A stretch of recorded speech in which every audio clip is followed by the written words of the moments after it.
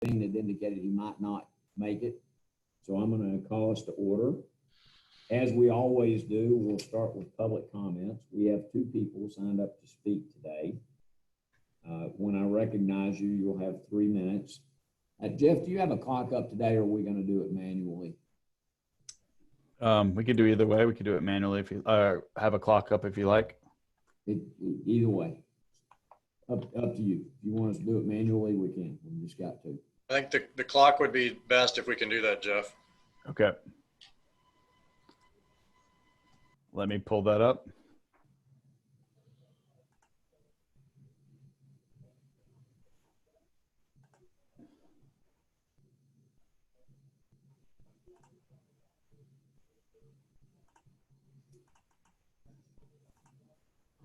All right, I'm gonna get the clock showing up now. Okay.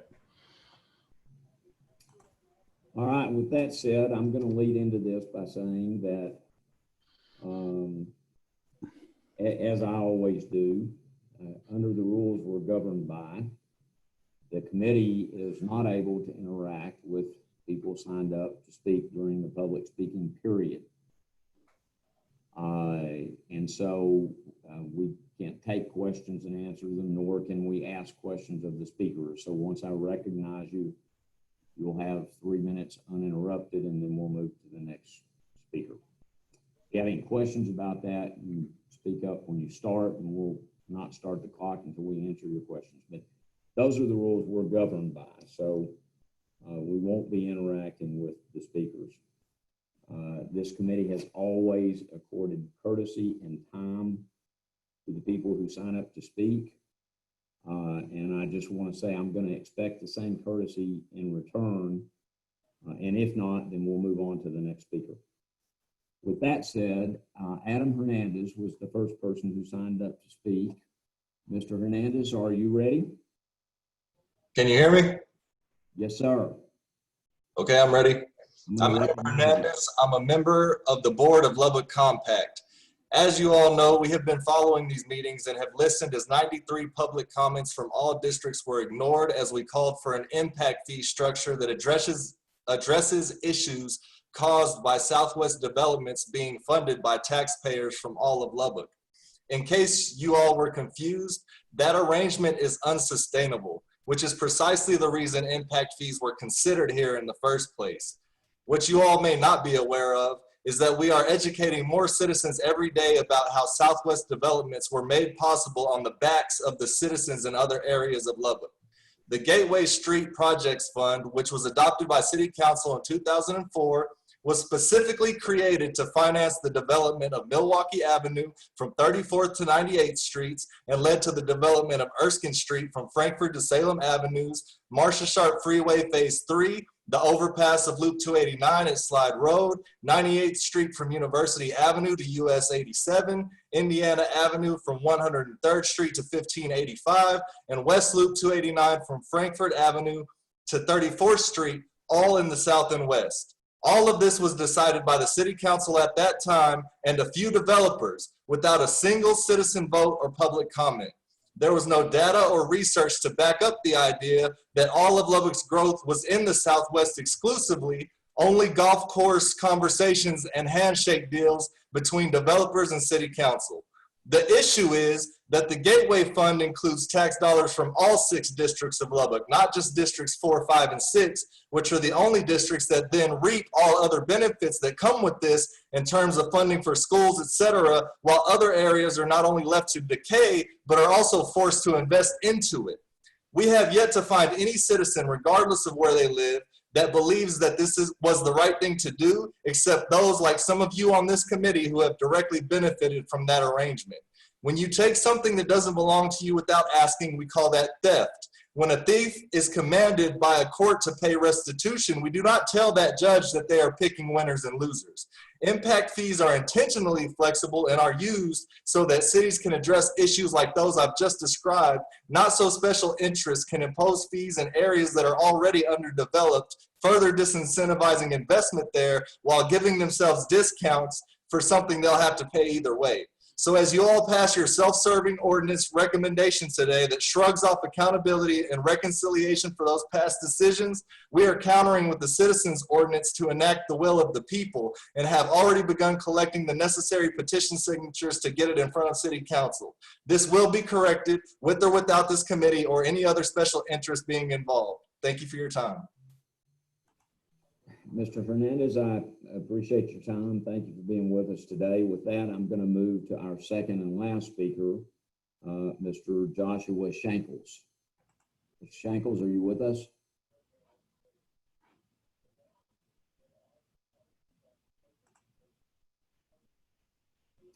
Mr. Shankles? I'm here. Can you hear me? Yes, we can hear you. I'm going to recognize you for your 3 minutes. Committee, I'm here to express frustration and dismay for the disregard shown by this committee to the citizens of Lubbock. We have repeatedly come before you to draw attention to the foolish and self-interested actions of this committee's members. The repugnant self-dealing and wholly unsupported claims of the committee's members, the waving off of valid criticisms of the policy that was settled on, the disregard shown to almost 100 public comments made before you that were entirely unacknowledged and unaddressed, and the craven theft of our resources of our city make it abundantly clear that this committee's members are intent on and content with robbing the city's residents to enrich yourselves. So let this comment serve as notice that we will not rest until our efforts to see this policy equitably enacted. We will stand in your way. We will speak out against this appalling corruption. We continue to cultivate investigations into your activities here, and we will carry on and will avail ourselves of the tools to stop you. I urge any committee members who stand in solidarity with Lubbock residents to speak up on the matters mentioned before this committee in more than 93 public comments.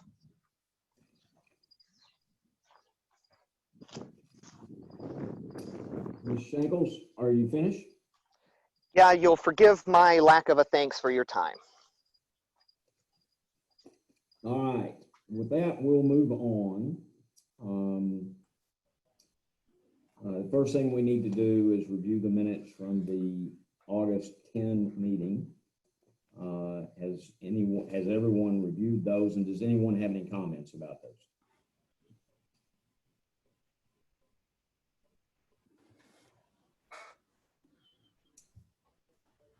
All right. Does anyone want to make a motion to adopt those minutes?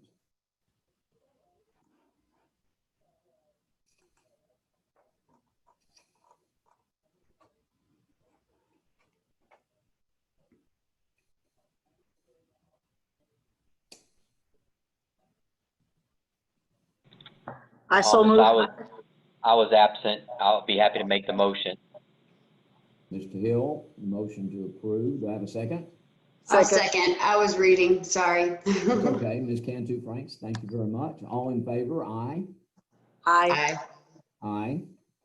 Minutes are approved, 6-0.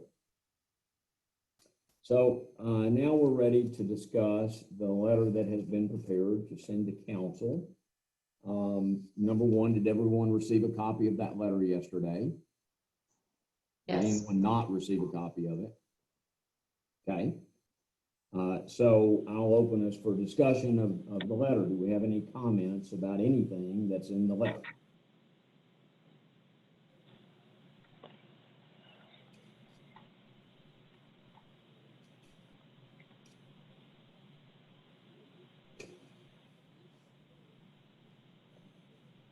Is everyone satisfied that the letter, number one, has everyone had time to read the letters? Anybody need a minute?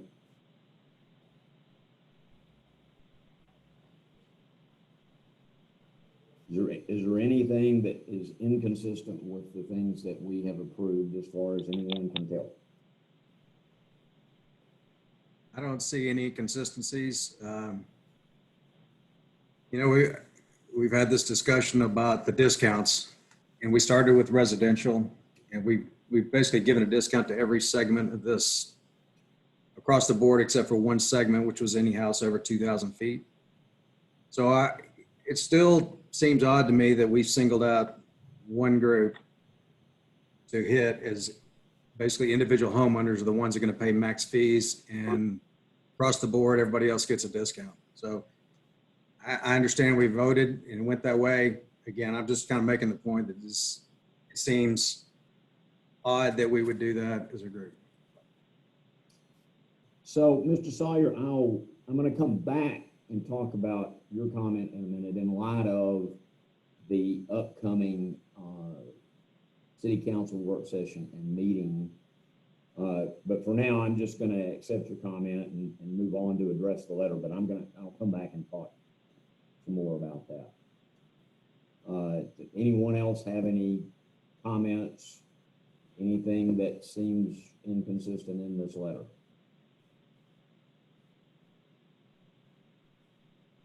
All right. In that case, I'm going to ask if anyone would like to make a motion to approve the letter. I so move. Ms. Cantu Franks, thank you. Do I have a second? I second. Ms. Salter, thank you. All in favor, say aye. Aye. Aye. All opposed, say no. Mr. Sawyer, I didn't hear your aye. Did you vote affirmatively? I'm in favor of Okay. sending Okay, thank you. All right, so the motion to approve the letter is, it passes 6-0. Thank y'all very much for that. So now I'm going to come back and talk a little bit, not so much directly about the comment you made, Shane, but about what's coming next. There will be a city council work session coming up on the 22nd. I believe that's at 10 o'clock, Mike, is that correct? I think tentatively it's set for 1 o'clock p.m. I don't know the official time. That should be posted later today officially, but as I understand, tentatively it's set for 1 p.m. Okay, and that's city council work session. And then after that, city council has posted to have the public hearing in regard to our final report and potentially adopting an ordinance regarding impact fees on October the 6th. And as far as I know, that's scheduled for 5 o'clock. Mike, is that right? Or? That is correct. October Okay. 6th at 5 p.m. Okay. So the thing I want the committee to be aware of is that both of those meetings will be posted as meetings of the SEAC committee, our committee, so as to enable any or all of the members of the committee to take advantage of that opportunity to speak publicly about their stance regarding impact fees. So, Mr. Sawyer, for your benefit, I would say just be aware you have those two opportunities if you want to appear and speak publicly to the council about what you just spoke to us about, if you want to do so, or anything else you want to talk about. And Thomas, can I interrupt real fast? Yes.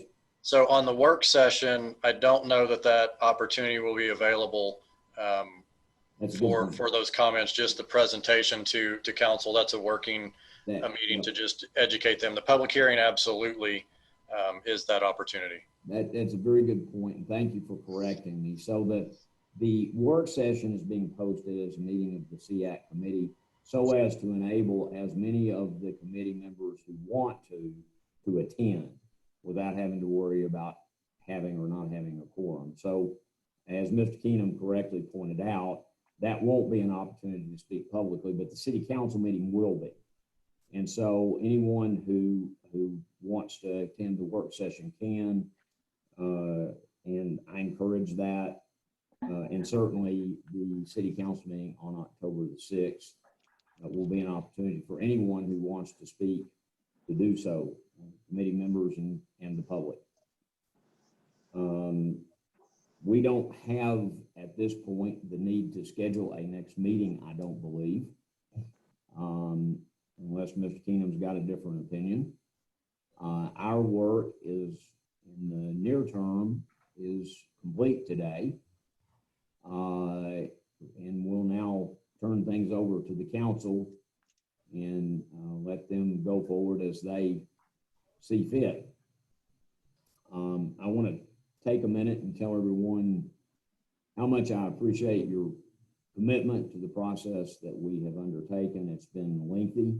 We've had many meetings, many meetings, and everyone has remained diligent and attentive, and I appreciate that. Attendance has been excellent. I've had many people comment to me about the attendance and the participation of the members of this committee, and I just want y'all to know I've been proud to be on this committee with y'all and look forward to seeing you soon in the future when we figure out when we need to have our next meeting. Mr. Keenum, I assume we don't need to schedule a next meeting at this time. I believe that's correct, Thomas, that we will post, like you said, we will post a meeting for the September 22nd, just to be in concurrence with the work session, and also for the October 6th public hearing. If that public hearing gets extended like the previous one did, then we will post likewise so that y'all don't have to worry about quorum, that you can all show up if you so choose. That would not be a required attendance, but it's going to be posted just so that we make sure that if there is a quorum, that y'all are available to be there. So, and other than that, if depending on what council does, if they get adopted, if they don't get adopted, then obviously you're done. If they just throw them out completely, if they do get adopted in some format, then we go into kind of the maintenance role of this committee, with statutorily you're required to meet twice a year, and you can choose if you want to stick with that every 6 months or quarterly, or you can decide that later. I think we just need to wait and see what council is going to do on whether they choose to adopt or not, whether they choose to do a delay for effective date from adoption. All of those things that y'all have recommended, they will take up and make a final decision on that sometime after October 6th. So I do want to clarify a little bit. There will be an ordinance presented to the council on October the 6th. And the council, should they so choose, will be in a position to take action on that ordinance on October the 6th.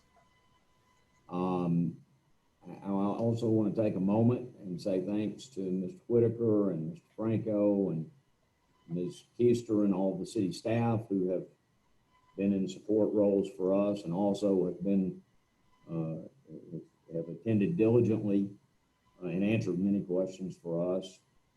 And we look forward to working with y'all some more in the future, and I'll see everybody soon.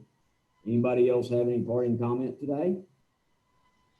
I know you're shocked, but I'm getting ready to close this meeting in about 20 minutes. All right, with that said, I'll adjourn the meeting for today. I look forward to seeing all of you soon. Thank you. Bye. Thank you all. Thank y'all. Thank you.